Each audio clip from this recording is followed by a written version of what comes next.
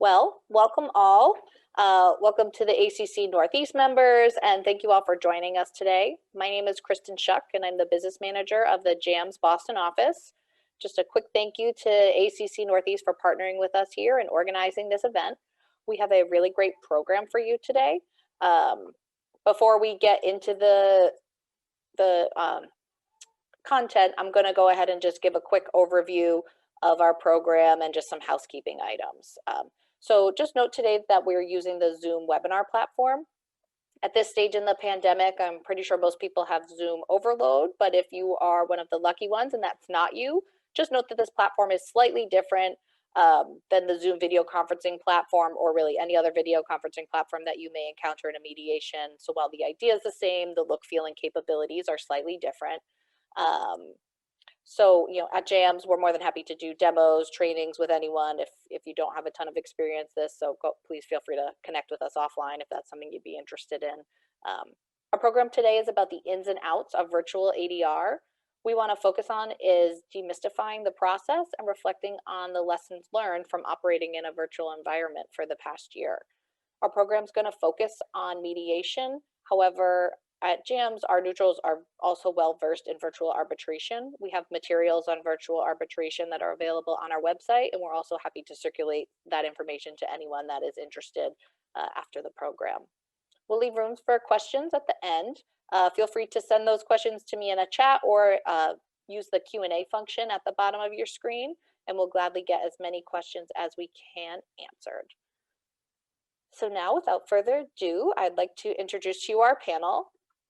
With us today, we have JAMS neutral Judge Nancy Holtz. Judge Holtz joined JAMS in 2014 and has since served as a mediator, arbitrator, and special master for a variety of disputes involving business commercial issues, civil rights, construction, employment, energy, entertainment, sports, intellectual property, personal injury, and professional liability.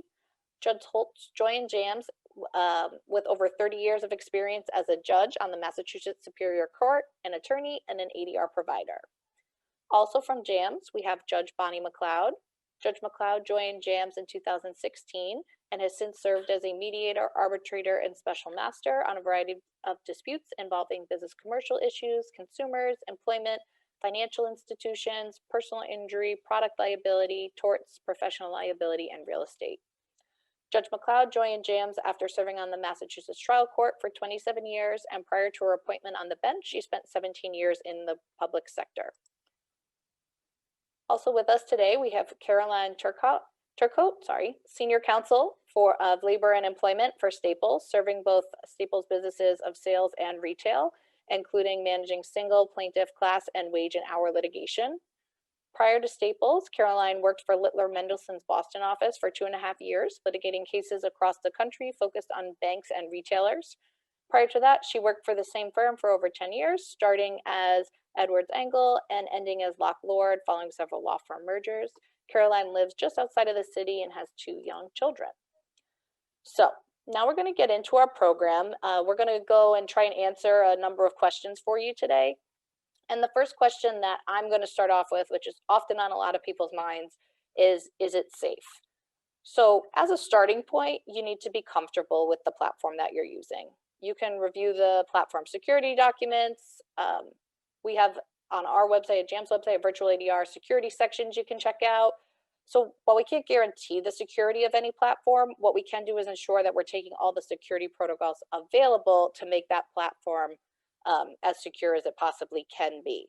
So I'll quickly outline some of the steps that we take to protect security so that you have them in your mind when you're scheduling things you want to look out for. In setting up a session, we always use corporate accounts, not free accounts. We use the Zoom HIPAA compliant platform for all proceedings. This has a very strong encryption, prevents recording of sessions being saved to the Zoom cloud. It means personal health information and personal identifiable information will not be collected or reported. The chat feature is secured with the strongest available encryption. Each Zoom session has a unique meeting ID and password. And we also have written into our mediation agreements that no participant shall video record or audio record any part of the mediation session. In the session itself, there's a few things we do. We assign an associate moderator to every session. That moderator can troubleshoot tech issues, controls entry of participants, facilitates breakout rooms. The moderator is there to make sure everyone is confident in the technology that they're using on the day of the session. We also use the waiting room feature. That means that each participant has to be let in by a JAMS moderator or mediator, and it ensures that only those invited are granted access. Once all participants have joined, the neutral or the moderator can lock the meeting room to prevent anyone else from joining. The record function can be disabled, which we do automatically. The save chats can be disabled. The neutral and the monitor can control screen sharing.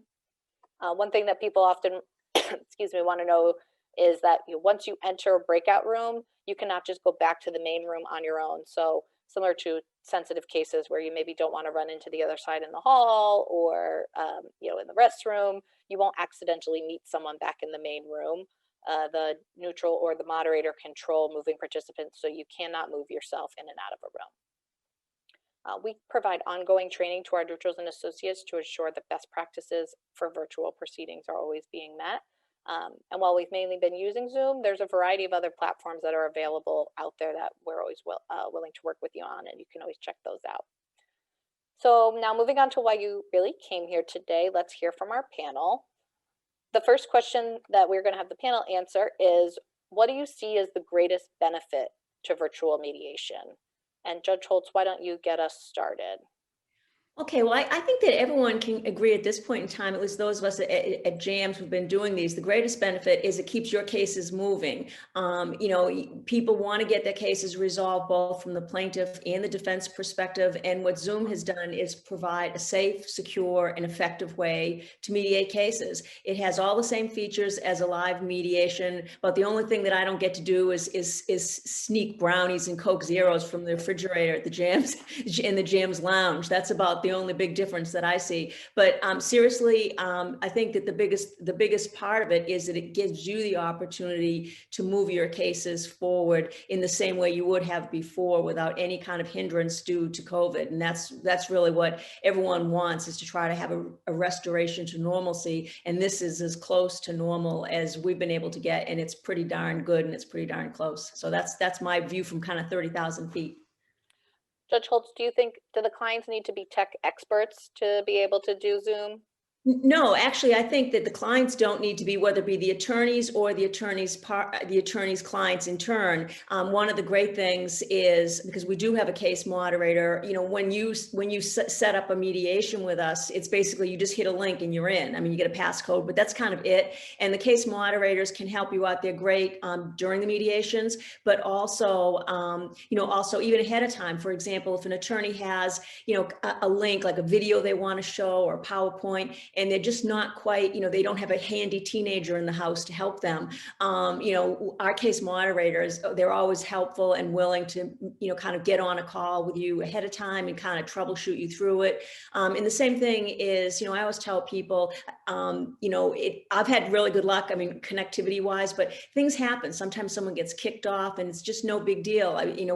We get you right back on, we troubleshoot you through any problems. And so it's really, you can be a complete, like myself, complete Luddite when it comes to computer savvy and Zoom and Microsoft Teams and all that, and you still will do just fine with these kind of mediations.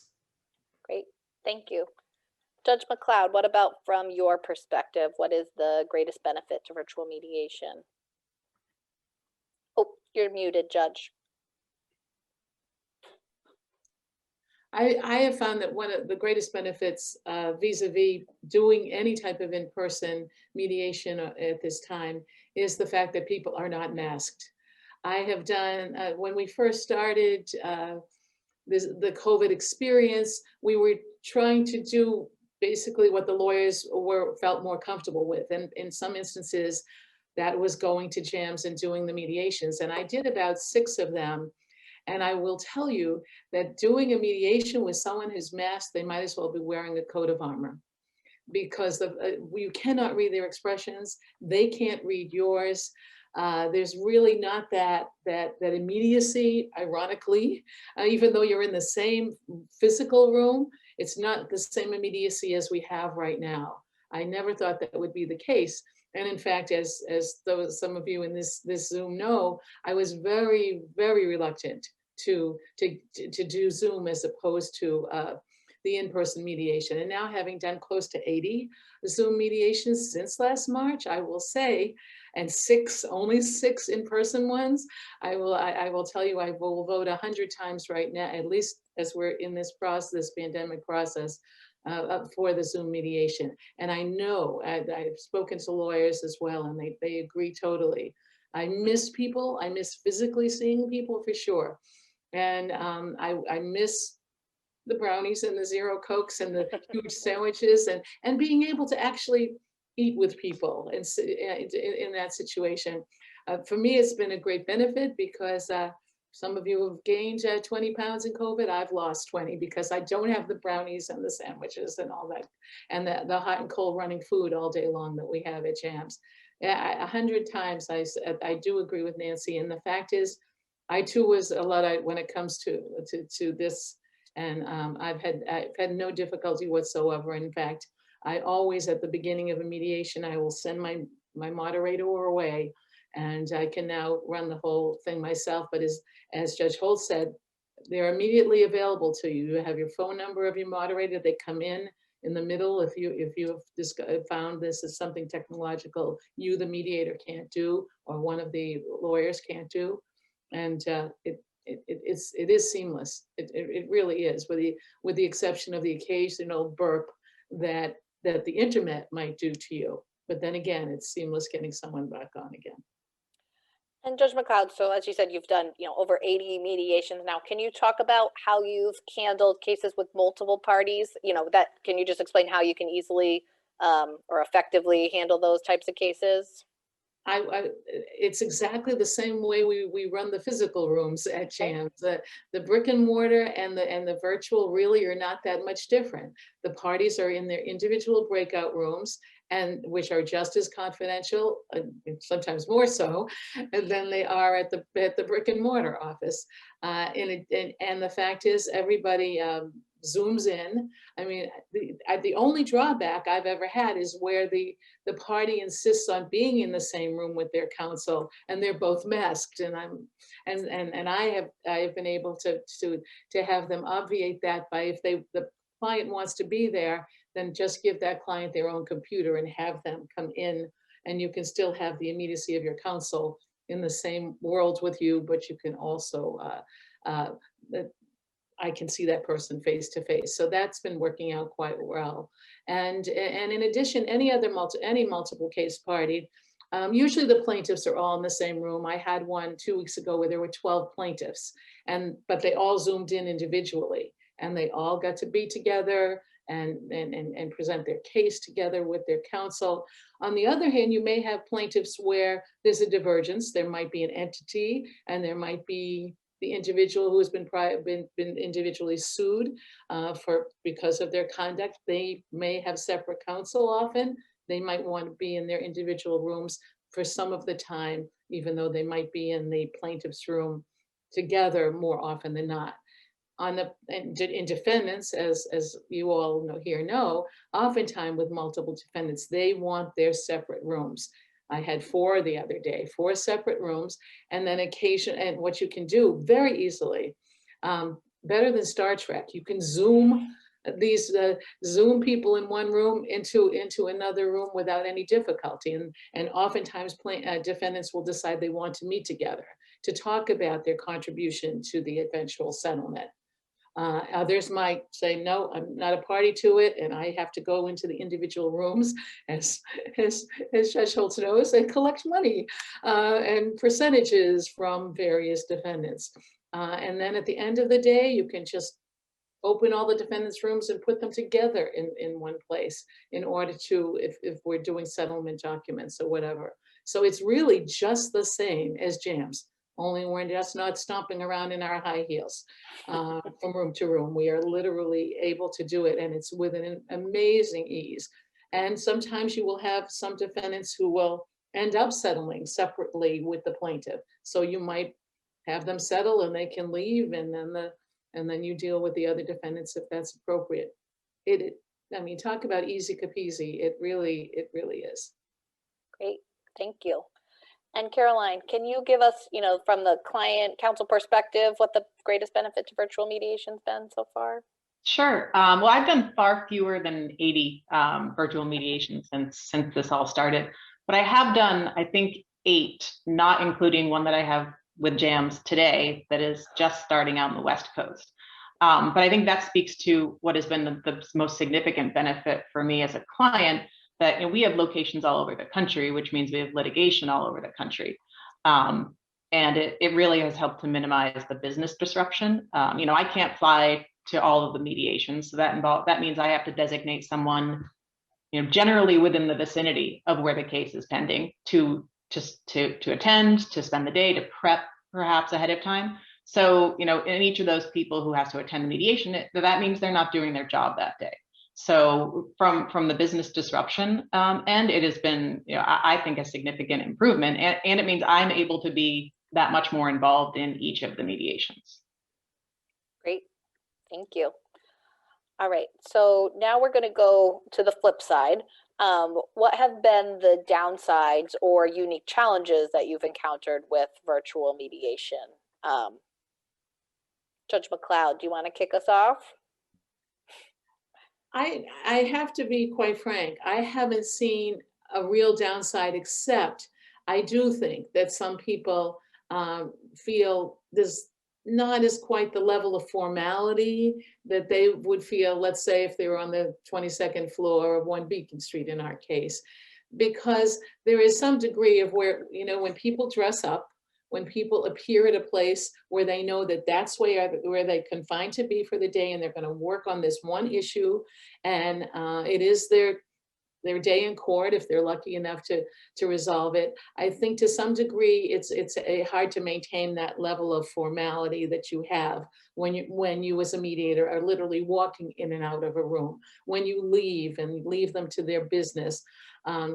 There are distractions that can, to the upside, one of the upsides is lawyers feel that they can sometimes multitask when they're on Zoom, which they are not able to do if they're confined to, to a JAMS office. But the other side of that is, kind of keep your eye on this ball and take care of this case today. The other things I tend to do at JAMS is I will actually tell someone, well, look outside, that the courthouse is right over there, if that's, where you want to end up.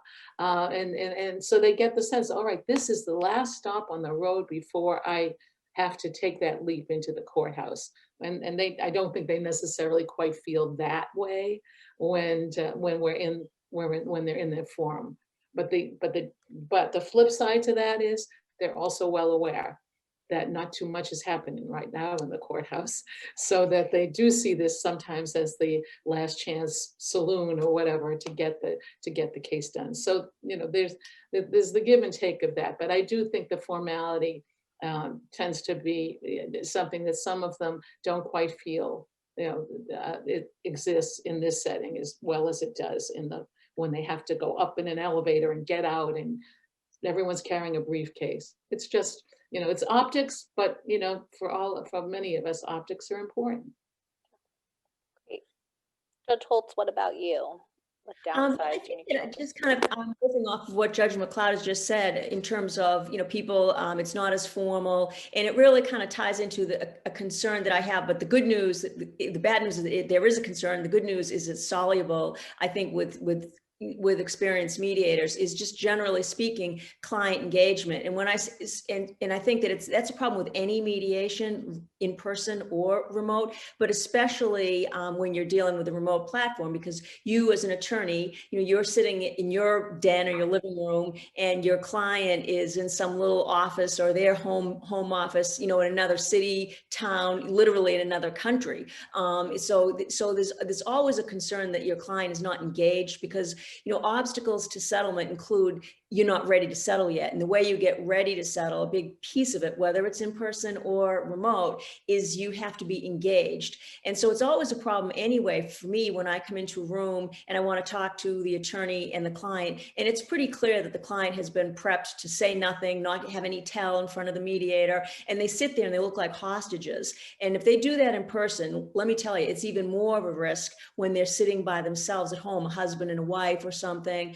And so client engagement engagement is a bigger challenge. But again, you can do it. There are ways, we, having done a lot of these mediations over the past year via Zoom, we've kind of built up a body of experience. And I think that most mediators who are experienced in this area, we kind of know, and we've learned little techniques to kind of make sure that we're getting those clients engaged. And honestly, a big piece of that is talking to the attorneys ahead of time and saying that, I know that sometimes maybe you don't want your client to say much to me, but because it's Zoom, it's going to be really important for your client not to feel that they're sitting in a broom closet, not being heard, not being observed. And so, I think that a potential downside is diminished client engagement, but the upside is that it is soluble. You just have to kind of, step up your game a little bit more as a mediator and make sure that the attorney and the attorney's clients are very actively engaged via asking them maybe more questions that I might normally have directed to the attorney. I might be a little bit more inclined to ask the client more direct questions. It's that engagement is the first crucial step on the road to settlement.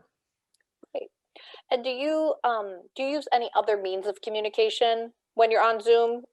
Yeah, So like, a real big one for me, and I think my guess is the other other mediators would probably echo this, is I text a lot, and some of it is, I know there's a chat feature and you can do broadcast to all, you can do direct messages, but I live in constant fear of the dread reply all, and I would never want to send a message back or forth between intended for one side and have for some reason mess it up. I like texting, and I find that's how I knock on the door when I come into your room. I don't just want to pop up like I dream of Jeannie, sorry to date myself, but I don't want to just show up in your room. And so a good way to do it is at the very beginning of every mediation, I give everyone my cell phone just in case someone gets kicked off or has any issues. And also I ask one attorney in each room to ping me back. So now I've captured, we have each other's numbers, and then we'll text. And someone might say, Judge, can you come back in for a second? Or, can you give me a few more minutes? Or I could be sitting, so to speak, kind of figuratively in a room, and all of a sudden I look down and I see a text and the attorney saying to me, Judge, I need to talk to you separately, away from my client. And so then I can usually just say, oh, I'd like to talk to the attorneys if you just give me a moment, and I can whisk the attorney away. So I have found texting to be super, super helpful in the course of mediations, because we all know texting now. You don't have to be just a teenager to know how to text. It's quick, it's easy, it's secure, and it's a good way to chat really, really quickly with the attorneys. great. And I think that's become one of the best practices that we've seen at JAMS is beforehand, you're collecting attendees' names so you know who's going to show up, but then you're also collecting cell phone numbers so that you have that information and you're not scrambling for it on the day of the session. One of the things Judge Holtz touched on a little bit was kind of the talking to the attorney ahead of time and making sure that they're prepared or preparing their client. Judge MacLeod, I wonder if you just talk for a minute on, have you noticed an increased need for preparation with Zoom mediations versus in-person mediations? I would say yes. And in the sense that I have noticed that my pre-mediation private calls with counsel are longer than they used to be. And that's because there sometimes are tech questions. Believe it or not, there are still newbies, and I mean newbies to Zoom. I actually had a lawyer tell me today, 2 days ago, that they had never done a Zoom mediation. And I was shocked, because this is a partner in a law firm that I'm very familiar with, and he had not yet done one, although some of his colleagues had. So he really wanted to drill down a little bit on it. And I explained to him, I said, we're happy to do a tech thing with you. He said, no, I'm embarrassed to tell anybody that I haven't done one myself. So we spent some time with that. So I do want to ask about the technology, and I make sure also that I make sure to clear with them, is your client coming in separately on Zoom? How are you doing? How are you doing it? How do you plan? And who else is going to be here? And I explain my preference too, particularly when I'm talking to defense counsel, when they tell me they'll have the adjuster available by phone or something like that. I immediately clear my throat and say, well, if they're available by phone, why would they not be available by Zoom, so that I might be able to actually eyeball them when I'm trying to extract money from them. And but we joke, and he said, yeah, and usually they'll say, oh, you're right. We can, if you don't mind, if they don't stay for the the whole thing, I said, I understand they can come in and out. That's the good news about Zoom. So there's that kind of level of preparation. There's also something that I say now that although it's true in the physical mediations, I had never really said before because I left it to the lawyers. I will now say to the lawyers, by the way, you might want to bring with you to the mediation, the Zoom mediation, a template of a terms agreement that that you might want to have it if we are fortunate enough to resolve this, so that you have that available, and then maybe bring other counsel into the room. We can do the screen share. We can go through that whole rubric, which for some reason I'd never really hammered anybody about at the actual physical place, because they all have their computers and we're going in and out of rooms. But for some reason, and I do think it's much more effective. So I do think the calls are longer. I actually do talk about, are there any physical barriers in terms of Zoom, that you can anticipate?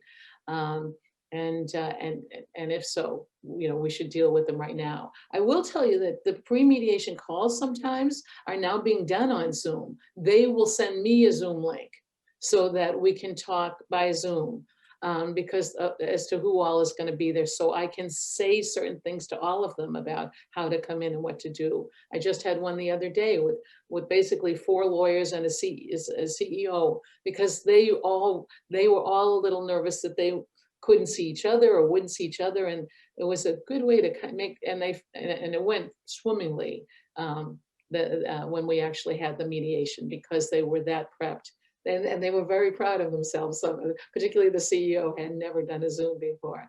So yeah, it takes a little longer because they might be timid about asking questions about the Zoom. I start with, do you have any questions about the technology and how the day is going to go and all of that? And some people say, yeah, do we break for lunch? Little stupid questions like that. Mm-hmm. And so, yeah, it's important. So it is longer. It takes a little more time. Okay, great. And Caroline, from your experience, what kind of downsides or challenges have you run into? I think that the challenges from the client perspective are similar to what the judges have seen. I don't know if it's a lack of engagement, but more from my perspective is a lack of an ability to form a rapport with the mediator. Like Judge MacLeod says, there's no lunch, there's no coffee break, no kind of downtime where you can really just have a conversation, and that often is really helpful in getting the mediator to see more of your perspective before going into the other room. The other challenge for me, though, it does seem a little bit different, is that we have had some significant technology issues in some of the mediations, and that has been a hurdle to get over, because it interrupts the flow of the mediation. And it also, I think, in at least 1 or 2 of my mediations, it took what should have been a rather straightforward 3 or 4 hour mediation and extended it to 6 or 7 hour mediation.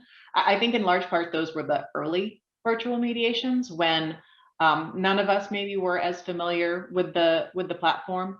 But definitely, I think I had one mediator not from JAMS who just didn't understand the technology. So I'd say that there was probably an hour and a half at the beginning of the mediation where we couldn't make any progress, because he was just struggling with how to set up breakout rooms and how to transfer people in and out.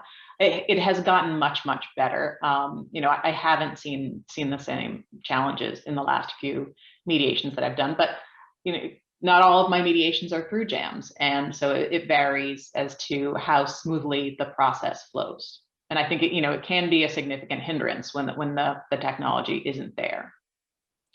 Yes, something that I've seen too is people even set a backup plan, that if for some reason the internet goes out, or there was one day that Zoom had, all over the US was having issues, people were setting backup plans saying, okay, if Zoom goes out, we're going to get a conference call line started or something, which obviously isn't as effective as seeing each other face to face, but kind of having that backup plan. Is I think something that we've kind of never really had to think about before, but now we do in a virtual environment. And Caroline, from your perspective, have you seen, we were talking about kind of the increased preparation. Have you noticed that at all in your mediations? And do you see it as a positive or negative?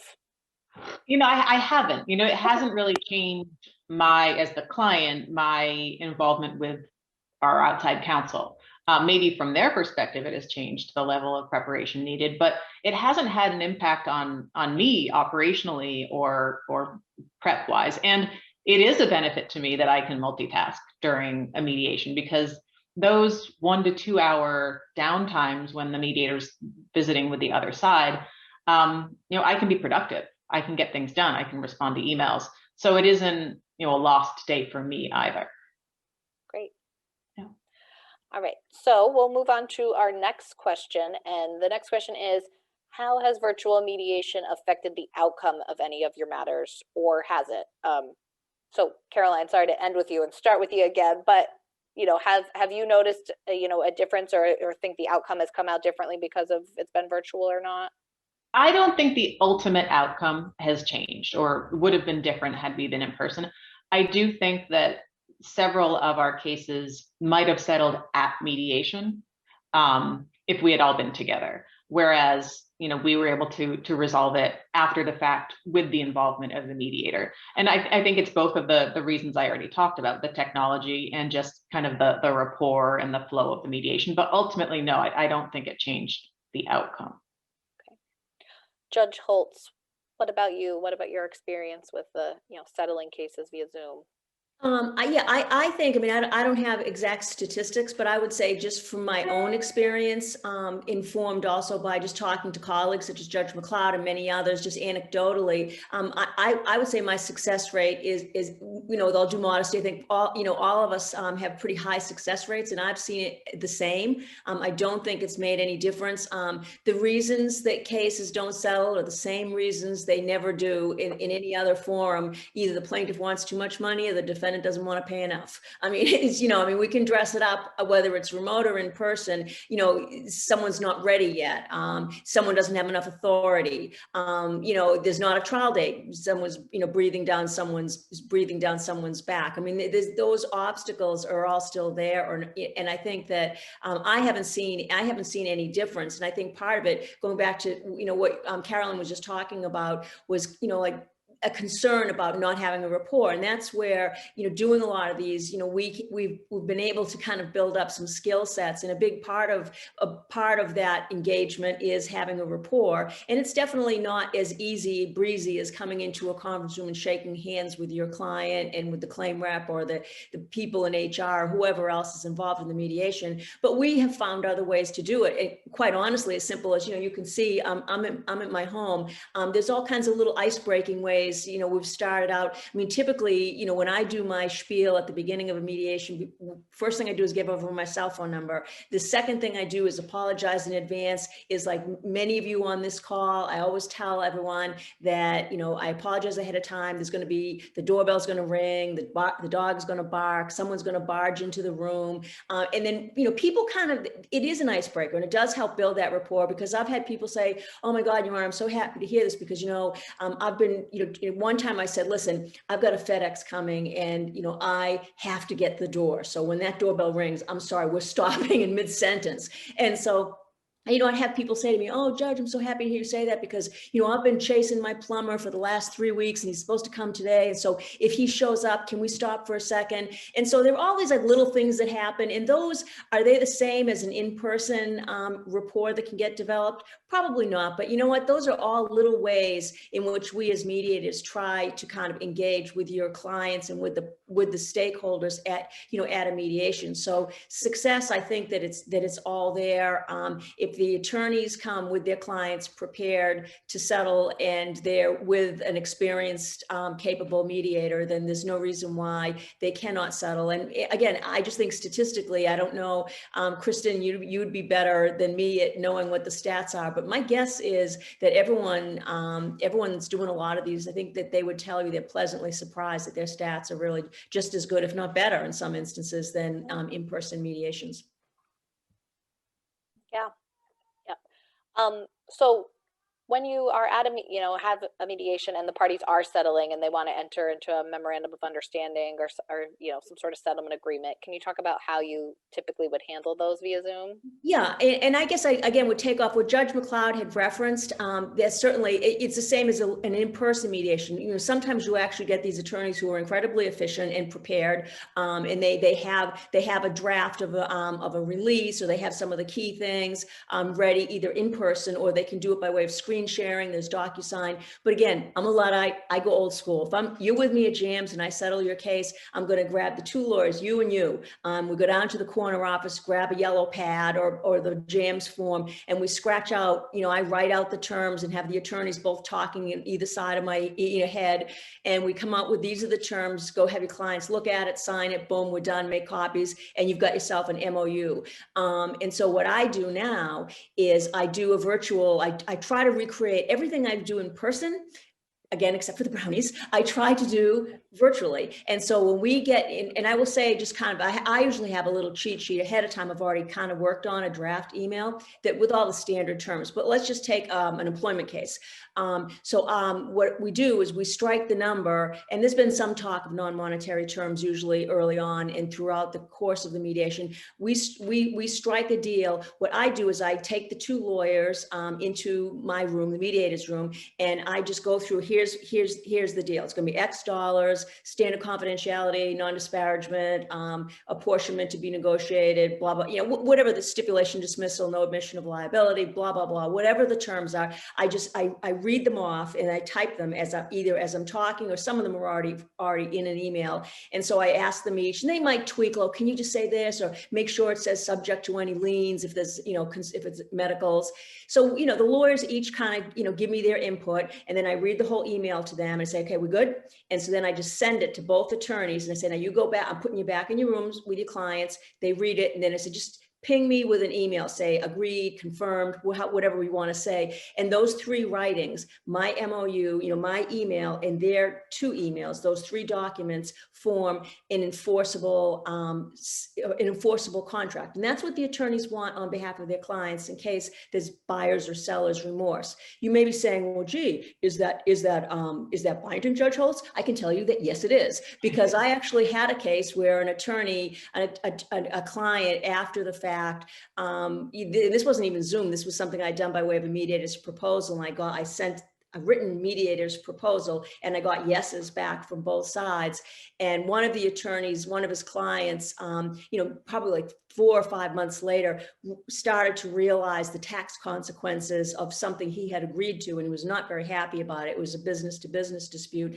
And so the lawyer for this person on this company said, well, we didn't really have the mediator's proposal, we just kind of agreed in principle. We really didn't have an actual settlement yet. We were going to really kind of negotiate some more over this, and this. So the attorney took my email and the two emails saying, yes, I accept your proposal, those three documents, attached it to a motion to enforce a settlement, and it was upheld in the Superior Court in the Commonwealth of Massachusetts. So, that's kind of a lot of words for a very easy way of just doing it old school. I'm not great with screen share. I'm not great with DocuSign. So I just say, here's my email, yay or nay. And if you say yes, you got a deal. That's how I do it. My experience is very much the same. I would say of the cases that have settled on that first day and even after, I would say more than a third of my cases settled by, more than a third, yes, settled by mediator's proposal. And the result of that is I make sure that I said, when I do the mediator's proposal, it's just not money. I will have figured out what the terms are while they talk, mutual non-disparagement, confidentiality, and sometimes special things. So that there might, withdrawing objection to unemployment, all of these various things. When I write my mediator's proposal, since I know already what's been agreed to essentially in words, I put it in my mediator's proposal. So I put the money, and then I write out some terms. And then if they, and then I send them out to both blind, as we all do mediator's proposals. If I get yeses back on both, sometimes on the terms, there might be a little modification. And I will talk to the lawyers and I say, I have 2 yeses as to the money. Some of the terms have been tweaked. How do you all feel about that? Then we go into the room and we do exactly what Judge Holtz was talking about. They tweak it, they do whatever. I sent an email saying, here's what Attorney Jones has sent me. Do you agree? Do you agree? Do you? And back and forth. And eventually those emails, and I always say at the end of the day, and I send out to everybody everything that's gone between. And I say, you understand, do you all, just everybody understand that what we have done represents the terms, the basic settlement terms, and that you both agree that you are going to incorporate all of these terms into the formal settlement agreement. They both say yes. And I always explain to them, someone said, well, I just saw a case out of so-and-so where, since those were communications during a mediation, they weren't enforceable. I said, that case was not in Massachusetts, and believe me. And I referenced a case where exactly those same documents had been determined by a court to form an agreement. Well, actually, Kristen, can I just add something? Because since Judge MacLeod just mentioned it, and this is important, is that in fact, there's a growing number of jurisdictions where in fact, it's just the opposite. And if you do not have a writing, you don't have an enforceable settlement. So the handshake, the kind of, you finish a mediation, it's 10 or 11 midnight, and everyone just says, let's just shake hands. We got a deal, and like, we'll paper it later. No, doesn't work. In California, New Jersey, a number of other jurisdictions, the Supreme Courts of the various states have said, because there's the collision between the confidentiality that you have in a mediation and, the desire to enforce the terms of what happened inside that mediation. And so the only way you can ask a court to enforce a confidential deal is to have it in paper outside the confidentiality. And in fact, there was this one funny little story. There was the New Jersey Supreme Court, when they decided this, and they said, if you do not have a writing, you cannot enforce the settlement in court. There was a personal injury case, and it was a former judge actually that mediated the case, and he went over all the terms in private session with both parties. They both agreed, and then that was that. Fast forward sometime later, the plaintiff wanted to back out of the deal, and the defendant was trying to enforce it in court, and the plaintiff was saying, no, I was under duress, I don't want to have to do it. But of course, how do we know he was under duress? Because everything that happened was confidential. And in fact, he had an affidavit, and he said, I was being pressured by the mediator, I was being pressured by my own attorney, I was being pressured by the other side. And he said, I would have done anything. I would have confessed to the kidnapping of the Lindbergh baby just to get out of that mediation. And so the court just held, one is they did uphold that particular settlement, but they said on a go forward basis from now on in New Jersey, if you do not have a written document, then you cannot later move to enforce the fruits of that mediation if it goes south on you. And like I said, I can't give you a catalog of every jurisdiction, but in fact, it's an attorney who suggests the opposite I don't even know what states would do that, but it has to be in writing, and that's a growing body of law. So I always tell people, even if I give you something scratched out on a cocktail napkin, take it, because now you have something you can enforce. The writing.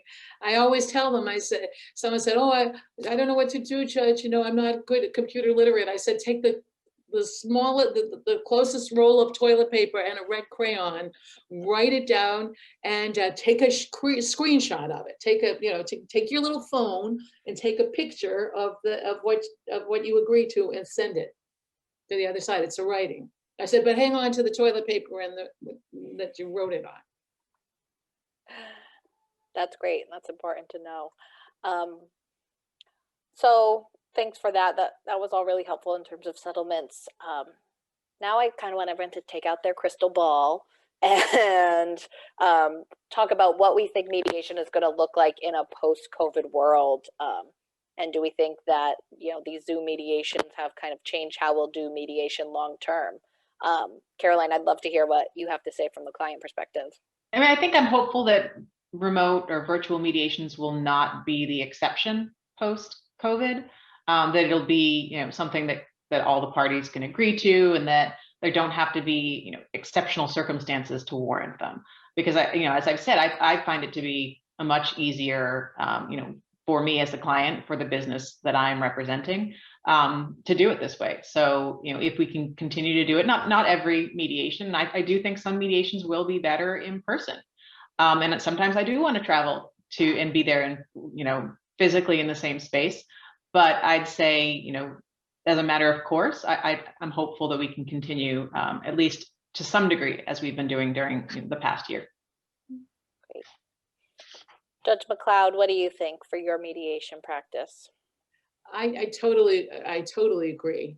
I don't want Zoom mediations to become the exception and not the rule. I cannot believe, and Kristen, I'm sure you can't. A year ago, just saying that's never happening. I can't even see the things on the screen. How am I going to learn them? You'll be proud to know I've memorized everything on the screen. And even though my eyesight is very poor, I can move people anywhere, anytime. I like the function. I really do. I think people work very hard. I think it obviates, again, things like the need for people to travel, or to say, well, we don't have this person because they're in California and I can't do it. It is just, I believe we have much more robust participation because of Zoom than we have in our rooms. Of course I miss the in-person, and I'm happy to do the in-person. When all the players are comfortable with it. I mean, because of my age, you can be clear to know I'm fully vaccinated because I'm old, because I'm in that age group. But there are people who aren't going to be, and frankly, I'm not prepared necessarily to be wondering about those people who have either chosen not to be or for whatever reason, you know. And how do we screen that? So for right now, I mean, I think for a lot of people, this is the safer, smarter option. I'm happy to do physical mediations, but I will not do them as robustly as I have in the past. I'd like people to opt for this, platform. And if they don't, there are probably reasons why, and I'm happy to go with either. But we should never throw this wonderful baby out with the bathwater. That's for darn sure, because I think it has been very, very, very fortuitous that we had the platform, that we as JAMS people have been, have gotten, the gold standard, so that we really aren't worried. Most of us as mediators, I think, Judge Holtz would agree, we're not worried that it's going to fail us, because it really hasn't. Knock on wood, but I mean, out of everything I've done, whether it's mediations, arbitrations, or whatever on Zoom, I think there's been 2 occasions where I've really needed the intervention of somebody. And that was, one of them was the day that all the schools went out, Zoom crashed for everybody, including the school system. So I want to see us continue to use Zoom as actually not only just a viable option, but the preferable option. Great. Judge Holtz, what about you? Yeah, I mean, for sure, Zoom is here to stay 100%. There may be some hybrids. And so when you have a claim rep, a lot of times insurance companies, they have the claim rep available by phone, because if the case, the stakes aren't high enough, they don't want to spend the money to fly the claim rep to the mediation. So it's a big plus for all the reasons my colleagues on this panel have already described. And I think that the biggest reason it's here to stay is because it works. And it'll be people like Caroline that will just say to her outside counsel, I would like to be part of this mediation. I am busy. I have other obligations. And so set it up as a Zoom. And so we're a resource, whether at JAMS, if you want us live, we're live. If you want us Zoom, we're Zoom. And so you're the ones that tell us, much like with mediations, the opening statement has gone the way of the dodo. People don't like to make opening statements in mediations anymore. There are things that have changed. The practice of mediation has changed in a lot of different ways over the years. And this is just another, it's a seismic shift to the good. And it will be our clients that will tell us whether and how much Zoom is here. But from everything I'm seeing and even listening to Caroline, it underlines, and listening to other attorneys and, and other professionals, this is what they want. So if this is what you all want, notice I put that y'all in there. If this is what you want, we can, and we're happy to do it and deliver it. And it's great for us too, for all the reasons that Judge MacLeod just described. Great, thank you. I just have one last question for Caroline, if you don't mind. you know, we talked about hybrid sessions. As the client, do you see hybrid sessions as something that you would be comfortable with if it's something, you know, you're not going to be in person but some people might want to be in person? Yeah, no, and you know, several of my mediations thus far have been hybrid. Right. You know, maybe they took place in parts of the country where people haven't been as concerned. But I certainly wasn't going to fly there. Right. Again, those have been successful, and I think that works as well. You know, if the mediator wants to be there in person but doesn't have a problem with me appearing by Zoom, then by all means, I'm happy to do that. Great, thank you so much. So just to, you know, that's the content that we have. We'd love to take some questions. If people have questions that they want to ask, you can go ahead and answer put those questions in the Q&A at the bottom of your screen, or use the chat. You can chat directly to me. We'll give it a minute to see if anyone has any questions.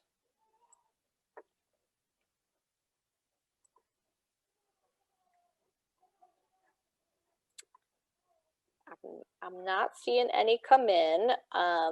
Is there anything else, any of our panelists, is there anything else that we didn't address that you would like to address with the group before we wrap this up? No? All right, we'll give it just another second. Okay, great. All right, well then if there's no questions, that's all that we have for today. Thank you so much. Oh, I do have one question, sorry. So one question that just came in is, have you noticed a difference in defendants' willingness to settle given the lack of trials? That's a good question. That's tough. I think the plaintiffs believe that that's true, but I can't say that because the robustness of our practice. And the fact of the matter is, everyone knows that the courts are going to be in a bit of trouble for a while. That any cases that do start getting tried are the ones that have been in the trough since March of last year. And that, so if I've been advised that if a case gets filed, let's say today in our local superior courts, that these people are not going to get a trial for another 2 or 3 years, probably 3 years or 4 years, depending on how we get this done. Defendants are eager to get cases resolved. At least that's been, I mean, clearly the robustness of my practice tells me that. And I will tell you that the cases that are settling, when we were talking earlier about settlements, and Nancy said we don't have statistics, I will say that on the day of settlement, 90% of the cases settled on the day of settlement. I went through all of the ones I've done so far. 6% have settled by telephone and email after.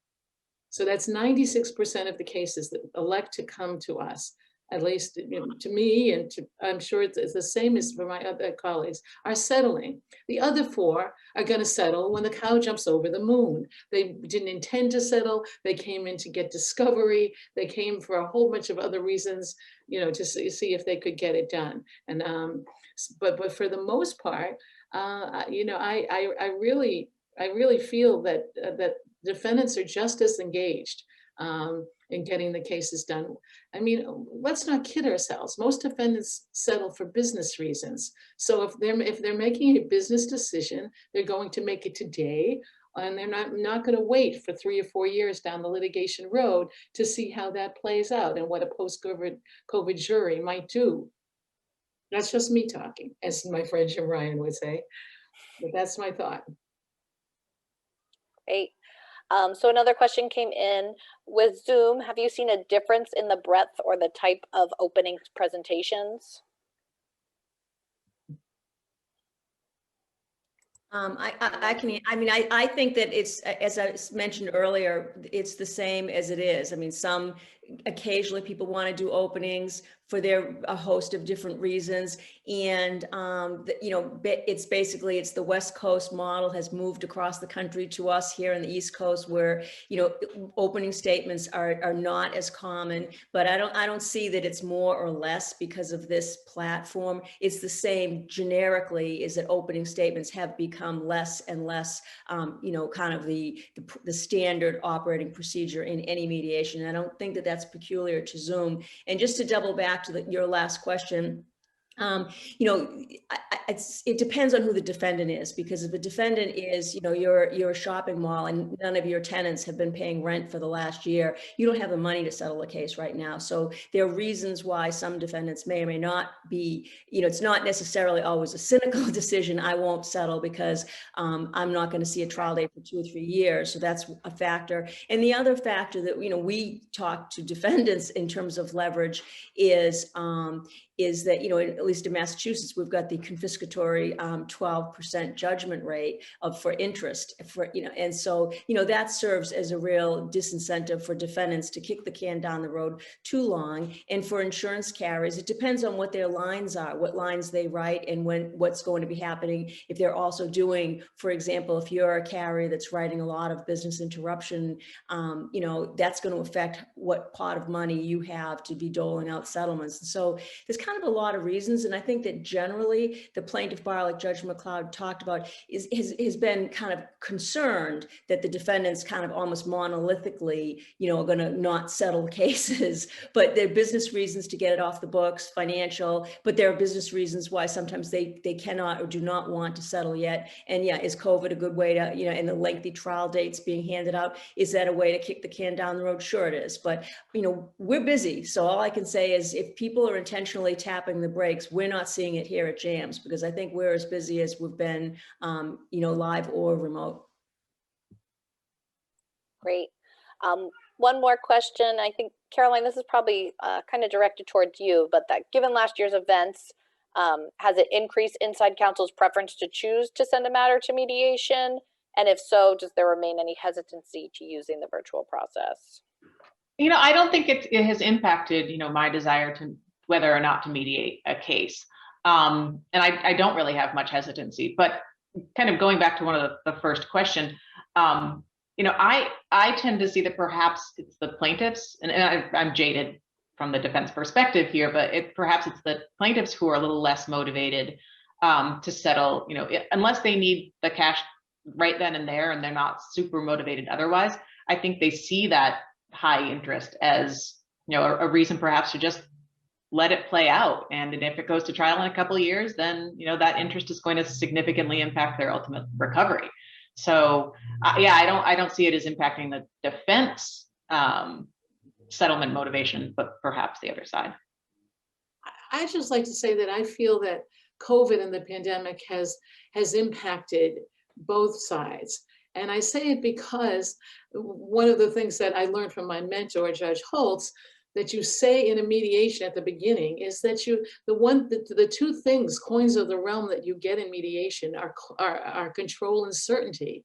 And having just lived through a year where we lost control and certainty in the very incidents of our everyday life, people are much more incentivized. I said, maybe it's because of my age, but I'm not promised tomorrow. But we've learned that neither were 530,000 people promised tomorrow. So, you know, get off your whatever and seize what you can today. And it works. I think that because it makes sense. Who's going to wait 4 years? I don't care if I get 12% interest if I'm 10 feet under. I hate to be blunt about it, but you seize what you can on a given day and a given time. And I think that's what incentivizing people into continue the process. Just me. I love it. And I think that is a great way to wrap up your presentation. Thank you all, Judge Holtz, Judge MacLeod, Caroline. Thank you all for, you know, this was a really great presentation. I know I learned a lot. Again, thank you to the ACC for partnering with us here, and thank you to all of our participants for joining in. Feel free to contact us if you have questions, things that we can send you afterwards, or questions you didn't get to ask here. We're more than happy to connect offline. All right, well, thanks and have a great day, everyone. Thank you. Everyone. Bye-bye.